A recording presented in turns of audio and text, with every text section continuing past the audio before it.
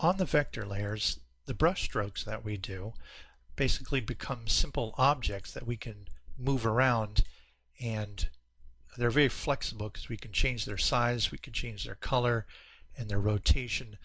They basically become like toys that we can pick up and move around any place that we want to. They're extremely flexible. We can change things like line width and just a great number of different options that we can use that you can see in more detail in the sections where we go over the individual brush tools. But if you could come and take a look at a zoomed in version, you'll see that one of the most distinctive features of vector based artwork is that it is infinitely scalable, meaning that we can zoom in as close as we want to, and it will always remain crisp and in the highest resolution possible. That's because instead of being made up of different color bits on the screen, vector artworks are really a description to the computer. We make a line and the computer just remembers, oh, there's a line there and it's this thick. And so it's a very little packet of information. So let me zoom in again and just show you the strokes. You don't need to worry about this right now, but it's just an interesting explanation.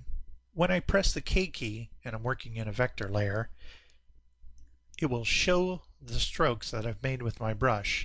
And this will give you an idea of how little information it takes to convey this cartoon dog. There's basically one object there for the outer ear, one object for the inner ear. All of this color is one single object, and just to demonstrate that, I will just pick it up and move it, and you can see that there's just big giant chunks of color. Some of the other color that you see left behind there is from when I have worked on different layers with the same character and different brush strokes with the same character. Anytime you see those blue strokes pop onto screen, it may mean that you accidentally hit that key, which is the K key, which shows strokes. So if there's ever these blue lines ever appear and you weren't expecting them, just press the K key once again and they will disappear. So to just go into more detail about vector versus the bitmap layers, now I'm going to show you a drawing that has a bitmap layer and a vector layer so that you can see both of them together. So this is one panel that has two different kinds of layers in it.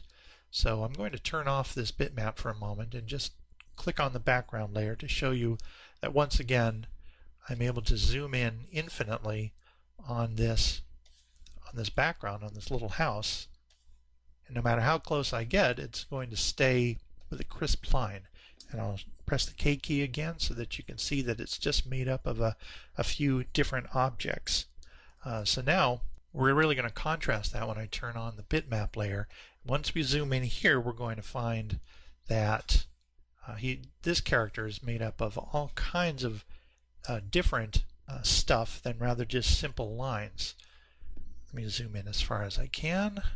Okay, you're starting to see on his eyes now. They're not as clear. This is a very high resolution image, so I do have to zoom in quite a bit to show you the difference there.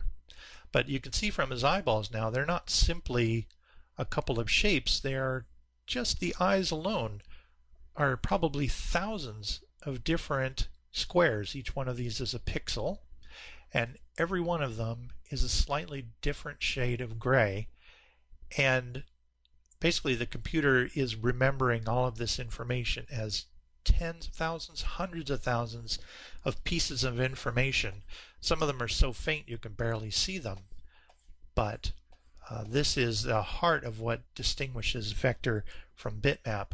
But in practice, what distinguishes them is that on a bitmap layer we're able to use very fine, subtle effects that are very similar to using traditional pencils and paper.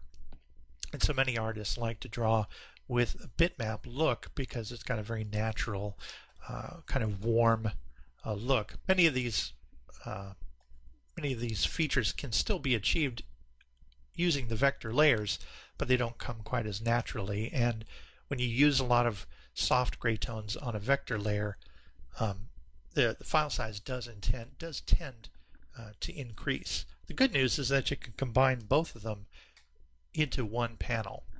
So even though I have this collapsed, this was open and now this is collapsed, I can still see which one is a vector layer and which one is a bitmap layer, because these tabs on the side of the tabs themselves, this blue line indicates that this is a bitmap layer.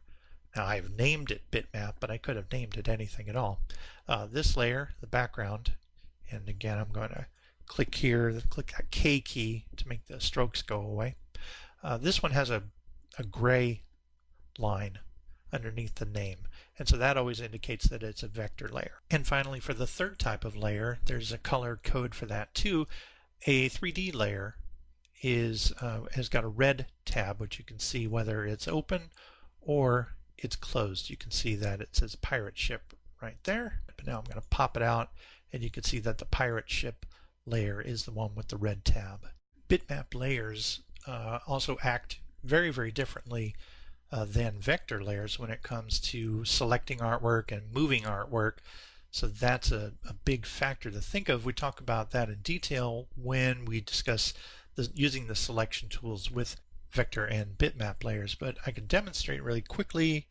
I'll zoom in here.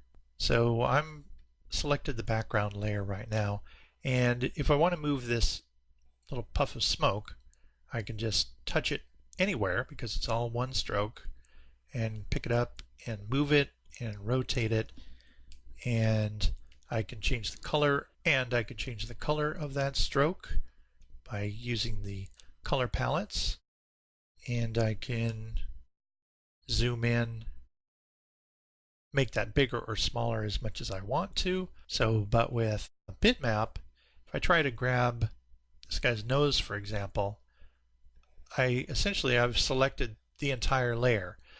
You're not able to use the selection tool to just grab a part of something or just one object, like his hand there. Everything's all been grabbed because it's basically one object now on the bitmap layer. So you can have a number of different bitmap layers, but think of bitmap as being more like a traditional piece of paper with pencil on it. And once that pencil is down there, you can erase it and you can do all kinds of other things, but you can't go in there and pick out the lines and lift them off the paper. And that's what makes vector such a unique way of drawing